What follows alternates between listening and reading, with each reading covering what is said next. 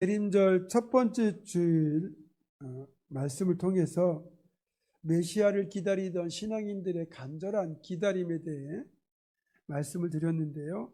이렇게 간절한 기다림을 갖는 이들에게 가장 복된 소식은 그 어떤 것보다 그 기다림의 대상이 오는 겁니다. 그리고 그 간절한 기다림의 끝에 이루어지는 그 만남, 그 성취는 그 어떤 것보다 감격스러울 겁니다.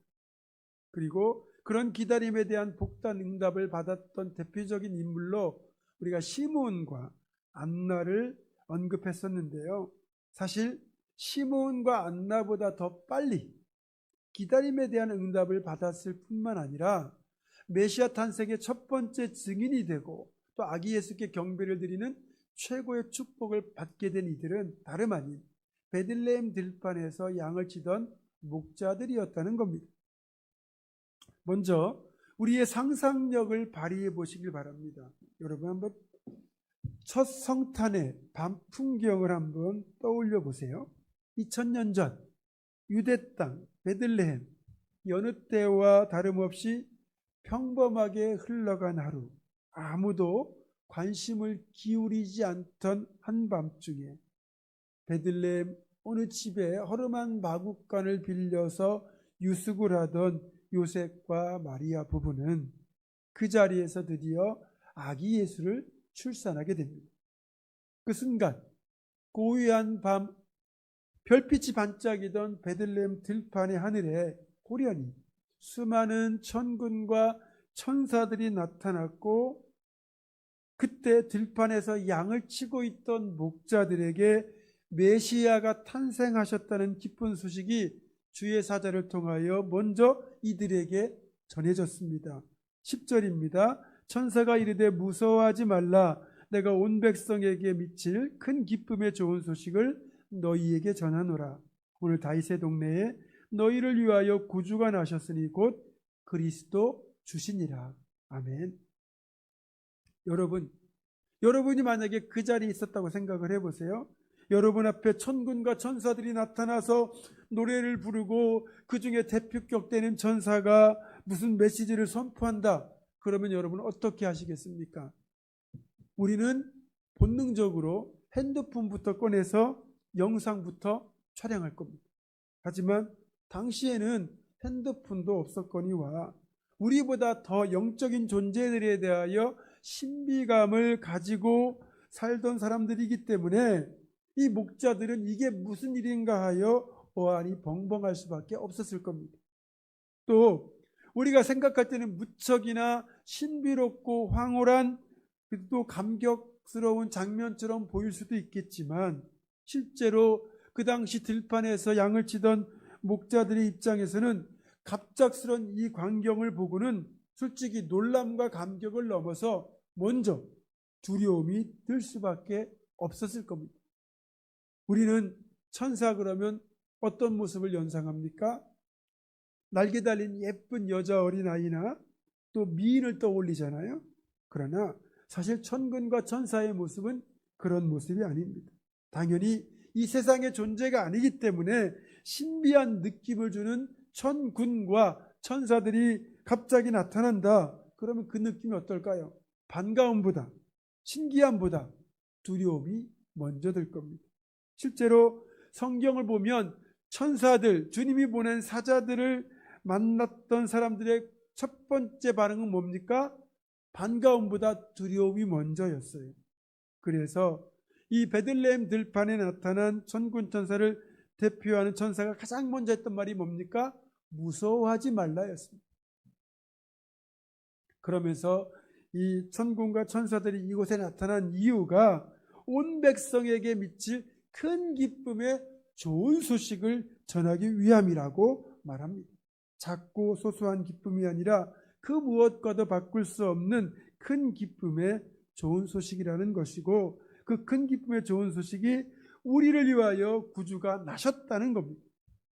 오래전부터 예언되었던, 약속되었던 그 메시아가 오셨다는 거예요. 그리고 여기는 분명히 말씀합니다. 너희를 위하여, 즉 우리를 위하여. 그러니까 이 오신 메시아를 통하여 구원의 은총을 받는 대상에 저와 여러분도 포함이 되어 있기 때문에 이 아기 예수의 탄생은 모든 사람에게 기쁨의 좋은 소식이 되는 거죠. 그리고 이 소식을 전하는 천사들도 기뻤을 겁니다. 하늘에 있는 천사들도 성자 예수님께서 언제 성육신하여 구세주로 탄생하실지를 천국에서 소망으로 기다렸을 겁니다. 그런데 드디어 성자 예수님이 성육신하여 아기 예수로 탄생하셨고 그것이 너무 기뻐 천국이 아닌 이 땅의 천사와 천군들이 내려와 영광과 기쁨의 찬송을 아기 예수께 올려드린 것이고 베들레헴 들판에서 양을 치던 목자들에게 가장 먼저 이 기쁨의 소식을 전했던 거예요. 이렇게 인류의 역사를 송두리째 바꿀 메시아의 탄생, 인류 역사상 단 한 차례밖에 없었던, 앞으로도 없을, 전에도 없었고 이후에도 없을 유일한 성탄의 기쁜 소식을 가장 먼저 들었고 가장 먼저 마국간으로 달려가서 경배를 드렸고 가장 먼저 이 복된 소식의 증인이 되었던 이 주인공들, 바로 베들레헴 들판에서 양을 치던 목자들이었다는 거죠. 그래서 저는 이 목자들이야말로 가장 복된 사람들이라고 생각을 합니다. 왜냐하면 하나님께서 우리를 위하여 행하시는 그 놀라운 역사라고 할 수 있는 이 성탄의 첫 순간에 이들이 동참하는 은혜를 입었기 때문입니다. 아무나 이런 성탄의 첫 번째 소식을 듣는 영광, 성탄의 첫 번째 경배자가 되는 영광, 성탄의 첫 번째 증인이 되는 영광을 누릴 수는 없기 때문입니다. 새로운 왕이 즉위하는 대관식이 있을 경우에 이 자리에 아무나 초청을 받지 못합니다. 극히 일부의 사람들만 선별되어 초청을 받습니다. 그러니까 왕의 대관식에 초청받는다는 건 왕과 특별한 관계가 있거나 뭔가 공로가 있다는 뜻일 것이고, 따라서 그런 자리에 참석하는 이들에게는 그것만으로도 더할 수 없는 기쁨과 영광이 되거든요. 하물며 이 땅에 만왕의 왕으로 오시며 구세주로 오시는 메시아의 탄생의 자리에 초청받았다. 이보다 더한 영광이 어디 있겠습니까? 그런데 이 목자들이 바로 그런 축복, 그런 영광을 누린다는 거죠. 자, 그렇다면 이 베들레헴 목자들이 제일 먼저 성탄의 소식을 듣고 제일 먼저 아기 예수께 경배를 하고 제일 먼저 세상에 증언하는 복된 사람들, 하나님의 역사에 동참하는 축복을 받는 복된 사람들이 될 수 있었던 이유가 무엇일까요? 첫 번째는 이들이 깨어 있었다는 겁니다. 성탄의 시간, 예수께서 탄생하시던 그 시간, 그때는 이미 날이 어두워져서 모든 사람들이 잠자리에 들 시간이었고, 그렇게 온 세상이 잠들어 있었지만 목자들은 그 밤중에도 양떼를 지키기 위하여 깨어 있었습니다. 만약 목자라 할지라도 그 시간에 잠들어 있었다면 이 소식을 들을 수가 없겠죠. 그런데 한밤중에도 양떼를 돌보아야 하는 자신들의 역할에 충실하다 보니, 그렇게 충실하게 감당하다 보니 깨어 있었고, 그래서 성탄의 기쁜 소식을 가장 먼저 들을 수 있었던 겁니다. 영적으로 본다면 이렇게 깨어있는 자에게는 하나님의 역사의 현장에서 이런 증인이 될 수 있는 축복이 주어집니다. 주님이 다시 재림하실 그날도 깨어있는 자만이, 등불 들고 기름을 준비한 자만이 주님을 기쁨으로 맞이할 수 있습니다. 여러분, 저와 여러분은 정말 늘 깨어있기를 원합니다. 잠을 자지 말란 말이 아니에요. 영적으로 깨어 있어야 이 시대에 주님께서 역사하시는 그 놀라운 역사에 참여할 수 있는 것이고, 다시 오실 주님을 기쁨으로 맞이할 수 있는 겁니다. 두 번째로, 이들은 그 누구보다 경건한 삶을 살았기 때문입니다. 제가 주보 칼럼에도 짧게 언급했지만 이 목자들은 레갑이라고 하는 족속 중에서 요나답이라고 하는 사람들의 후손들인데, 이들의 이야기가 에레미야 35장 전체에 실려 있습니다. 예배 끝나고 집에 돌아가시면 에레미야 35장을 꼭 읽어보시기 바랍니다. 이 레갑 족속은 이스라엘 혈통이 아닙니다. 야곱의 후손들이 아니에요. 본래 모세의 장인인 이드로의 후손들인데 이들은 겐 종족입니다. 이 겐 종족 사람들은 모세가 이스라엘 백성들을 이끌고 출애굽하여 가나안 땅으로 들어갈 때 광야에서 이 출애굽의 대열에 합류했던 모세의 처남쪽 사람들입니다. 그리고 이들도 함께 가나안 땅에 들어와서 자신들만의 공동체를 이루며 살고 있었어요. 그렇게 겐 종족은 가나안 땅에 살면서도 농경을 위한 밭이나 과수원을 만들지 않고 농사를 짓지 않았습니다. 또 집도 짓지 않고 이스라엘과 유대 대부분의 지역에서 목축에 종사하며 주로 천막 생활을 했습니다. 또 포도주를 포함하여 음주를 하지 않았고 가나안 사람들과 관련된 음란한 풍속에도 참여하기를 거부했습니다. 이들이 이렇게 살게 된 이유가 있습니다. 만약에 농경 생활이나 정착된 생활을 하고 상업 같은 걸 하게 될 경우 그 생활에서 빚어지는 향락과 무절제를 피하기가 어렵다는 것을 알았기 때문이에요. 그렇기 때문에 차라리 이렇게 원시적인 생활을 영위함으로써 하나님을 보다 경건하게 섬기려고 했던 거죠. 이런 겐 종족의 경건한 전통을 가장 확실하게 물려받은 이들이 겐 종족 중에서도 레갑의 자손들이었고 그 중에서 레갑의 아들 요나답은 유언을 통하여 자신의 후손들만큼은 평생 포도주도 마시지 말고 집도 짓지 않고 포도원이나 밭도 소유하지 않고 천막에 살도록 강력하게 명령을 했습니다.